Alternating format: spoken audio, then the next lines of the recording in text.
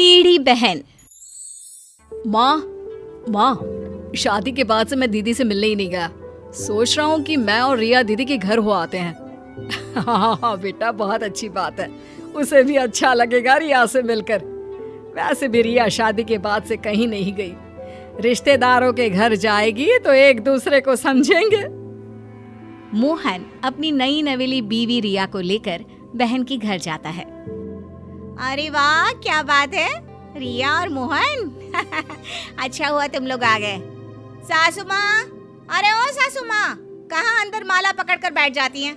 देखिए तो कौन आया है। भाई भाभी आए हैं मेरे 2-4 दिन के लिए। तभी ससुर जी आते हैं। अरे मोहन बेटा, कब आए? अरे वाह, बहुरानी भी आई है। अच्छा है, अच्छा है। अरे सुनती हो, बहू का भाई आया है। तभी बहन जोर से चिल्लाने लगती है। हाँ आया है तो क्या? बुड्ढे, इस फिराक में ना रहना कि मेहमानों के लिए समोसे आएंगे तो तुम दोनों भी लपक लोगे। अरे जाओ अंदर के कमरे में। और सासू माँ, हाथों में मेहंदी लगी है क्या, जो अब तक पानी का गिलास नहीं आया? मोहन और रिया बहन सुनैना की बात से बहुत दुखी हो जाते हैं। दीदी, मैं छोटी हूँ और मेरा बोलना अच्छा नहीं लगता, लेकिन प्लीज आप ऐसे बात ना करें। जीजा जी आपको कुछ कहते नहीं है क्या? आप उनके माता पिता से ऐसे बात करती हैं तो। ओ प्लीज रिया, छोटी हो, छोटी बनकर रहो। और तुम तो बहुत किस्मत वाली हो जो तुम्हें मेरे माता पिता जैसे सास ससुर मिले हैं। अरे ऐसे मिले होते ना जैसे मेरे सास ससुर हैं, तब पता चलता तुम्हें। अरे फिर भी दीदी, आपको ऐसे बात नहीं करनी चाहिए। मैं तो हैरान हूँ जीजा जी पर। सभी बात कर रहे होते हैं कि सास पानी का ग्लास लेकर आ जाती है, लेकिन जैसे ही वो ग्लास टेबल पर रखती है, हाथ कांप जाता है और ग्लास गिर जाता है। मैं आप ही साफ कर देती हूँ बहू, माफ कर दो। अरे नहीं नहीं आंटी जी, आप बैठिए, मैं साफ करती हूँ, कोई बात नहीं। रुको रिया, इनकी हिम्मत भी कैसे हुई ग्लास गिराने की? एक काम ढंग से नहीं कर सकते। रोटी खाने को दो तो बहुत जल्दी हजम हो जाती है इनसे। सास को बहुत बेइज्जती महसूस होती है।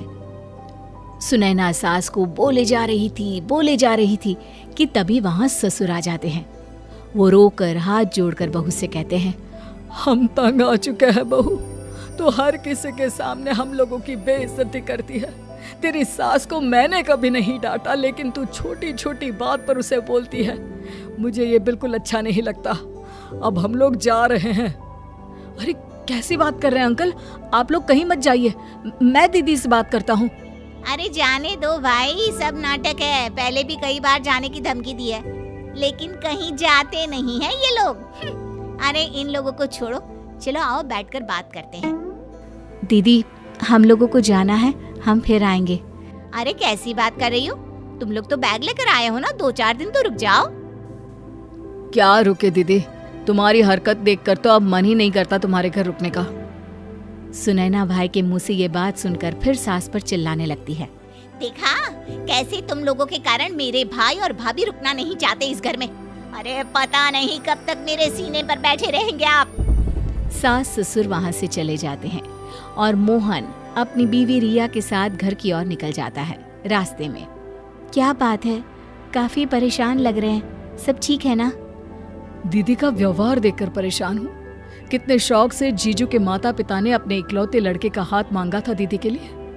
पता है, माँ को दीदी की ये हरकत पता चलेगी तो वो कितनी परेशान होंगी। सोचो, तुम्हारे माता पिता को अगर ये बात पता चली तो उन्हें दुख होगा, लेकिन जिनके साथ बीत रही है उनके लिए तो जीवन नर्क है। हाँ, तुम बिल्कुल ठीक बोल रही हो, लेकिन क्या कर सकते हैं? करना तो पड़ेगा कुछ, क्योंकि हम कुछ नहीं करेंगे तो वो लोग ऐसे ही दीदी से परेशान होते रहेंगे। वैसे मेरे पास एक आइडिया है। बताओ, क्या आइडिया है?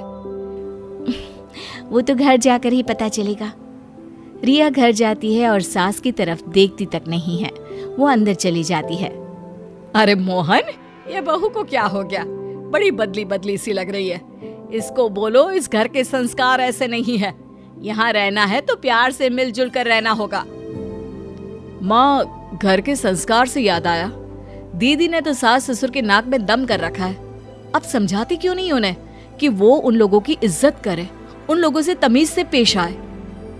मोहन को लगता है कि शायद माँ ये सुनकर दुखी हो जाएंगी, लेकिन उल्टे उसकी माँ कहती है, अरे सब पता है मुझे वहाँ क्या चल रहा है, एक एक बात बताकर चलती है वो मुझे। अरे कहा है कि इज्जत करना उन लोगों को, बड़े पागल है वो लोग।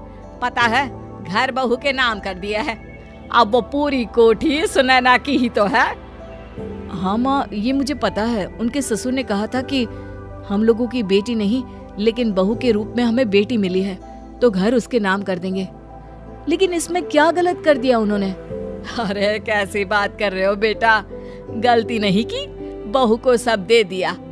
अब क्या चाहिए उसे जिसके लिए वो उन लोगों को पूछे। तुम भी ना बहुत भोले हो।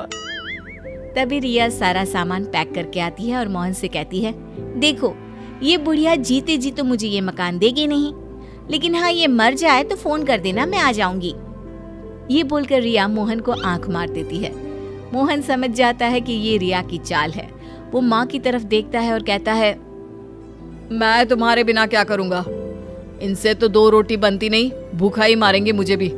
चलो मैं भी चलता हूँ, कहीं किराए का मकान ले लेते हैं। अरे कैसी बात कर रहे हो तुम दोनों, घर कैसे चलेगा? यही सोचकर शादी कराई थी क्या? अरे कमाई तो एक ही की है ना। ये क्या बात होती है माँ जी, घर मेरे नाम करो नहीं तो मैं चली। अरे अब नहीं बहू, ऐसा मत बोल। देख मैं घर का सारा काम करूंगी, अरे कोई डिमांड भी नहीं करूंगी, बस घर पर रहो तुम दोनों। माँ हम कोई नौकरानी रख लेंगे, आपका वहाँ क्या काम, फिर दुनिया भी क्या बोलेगी। अरे नहीं नहीं रिया, चलो मैं भी सामान पैक करके आता हूँ। तभी सास भागकर बेटी को फोन करती है और घर बुलाती है। बेटी माँ के पास आती है। क्या हो गया मोहन, मेरे घर तो तू बड़े भाषण दे रहा था कि सास को ऐसे रखो वैसे रखो, और या तुम तो बोल रही थी कि सास को माँ की तरह मानो, फिर क्या हो गया तुम्हें? वो क्या है ना दीदी, मैंने आपको देखा और आपसे यही सीखा कि सास को मुट्ठी में रखो, पूरा घर खुद के नाम कर लो और सास को नौकरानी बना दो, ठीक है ना?